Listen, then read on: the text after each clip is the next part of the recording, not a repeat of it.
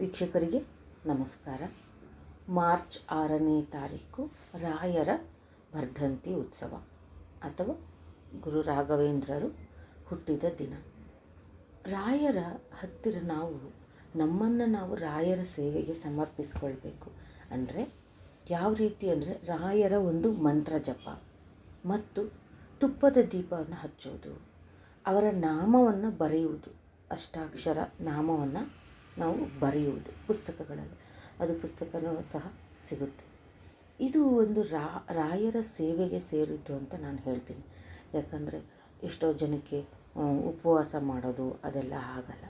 ಹಾಗಾಗಿ ನಾವು ಈ ಒಂದು ಮಡಿಯಿಂದ ಆಗಲಿ ಯಾವುದೇ ರೀತಿ ಒಂದು ಅಸಭ್ಯ ಮಾತುಗಳಾಗಲಿ ಅವೆಲ್ಲ ಮಾಡೋದಕ್ಕಿಂತ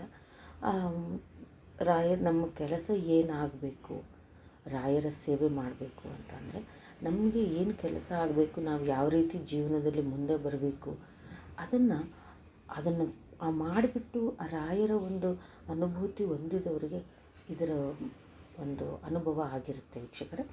ಹಾಗಾಗಿ ನಾವು ಈ ಒಂದು 6ನೇ ತಾರೀಕು ರಾಯರ ಸೇವೆಯನ್ನು ಅವತ್ತಿನ ದಿನ ಯಾವ ರೀತಿ ಯಾರಿಗಾದರೂ ಏನಾದರೂ ದಾನ ಮಾಡೋದ್ರ ಮೂಲಕ, ಒಬ್ಬರಿಗೆ ಆಗಲಿ ಊಟ, ಒಂದು ಹಸಿದವರಿಗೆ ಊಟ ಎಷ್ಟೋ ಜನ ಕೊಡ್ತಾ ಇರ್ತಾರೆ. ಅದರಲ್ಲಿ ನಮ್ಮದು ಒಂದು ಪಾಲು ಅಂತ ಒಂದು ಸ್ವಲ್ಪ ಅಮೌಂಟು ಅಥವಾ ಏನಾದರೂ ಧಾನ್ಯಗಳನ್ನು ಕೊಟ್ಟರೆ ಅಲ್ಲಿ ನಮ್ಮ ಒಂದು ಸೇವೆ ಸಹ ಸೇರುತ್ತೆ ಅಂತ ಹೇಳ್ತಾರೆ.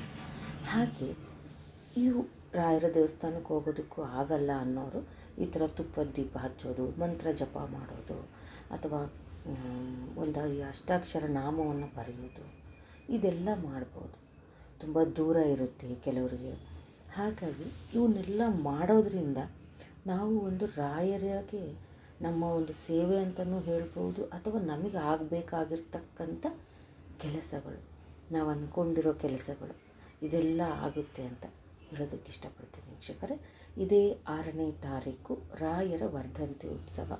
ಆವತ್ತಿನ ದಿನ ನಾವು ಮನೇಲಿ ಏನು ಮಾಡಬೇಕು, ನಿಮಗೆ ಫೋಟೋ ಇದ್ದರೆ ಫೋಟೋ ಮತ್ತು ವಿಗ್ರಹ ಇತ್ತು ರಾಯರದು ಅಂದರೆ ಅದಕ್ಕೆ ಪಂಚಾಮೃತ ಅಭಿಷೇಕ ಮಾಡಿ, ಅದಕ್ಕೂ ಮೊದಲು ನಾವು ಮನೆಯನ್ನು ಶುಚಿಗೊಳಿಸ್ಕೊಂಡು ನಾವು ಶುಚಿ ಹಾಕ್ಬಿಟ್ಟು ರಾಯರಿಗೆ ಏನೇನು ಬೇಕು, ತುಳಸಿ, ಹೂವು ಅದನ್ನೆಲ್ಲ ರೆಡಿ ಮಾಡಿಕೊಂಡು, ಗಂಧ, ಅಕ್ಷತೆ, ಕೆಲವರು ಗೆಜ್ಜೆ ವಸ್ತ್ರ, ಅವ್ರ ಮನೇಲಿ ಪದ್ಧತಿ ಇರೋರು ಗೆಜ್ಜೆ ವಸ್ತ್ರ ಸಹ ಏರಿಸ್ಬೋದು.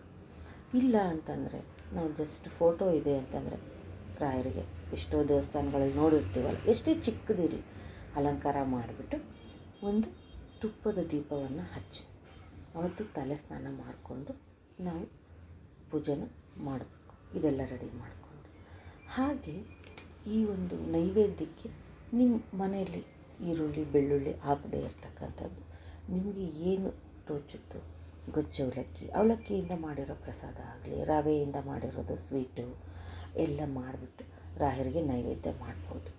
ಹಾಗೆ ಈ ಒಂದು ಅವತ್ತಿನ ದಿವಸ ರಾಘವೇಂದ್ರ ಸ್ವಾಮಿಯ ಅಷ್ಟೋತ್ತರ ಆಗಲಿ ಅಥವಾ ರಾಘವೇಂದ್ರ ಸ್ವಾಮಿಯ ಅಕ್ಷರ ಮಾಲಿಕಾ ಸ್ತೋತ್ರ ಅಂತ ಇದೆ.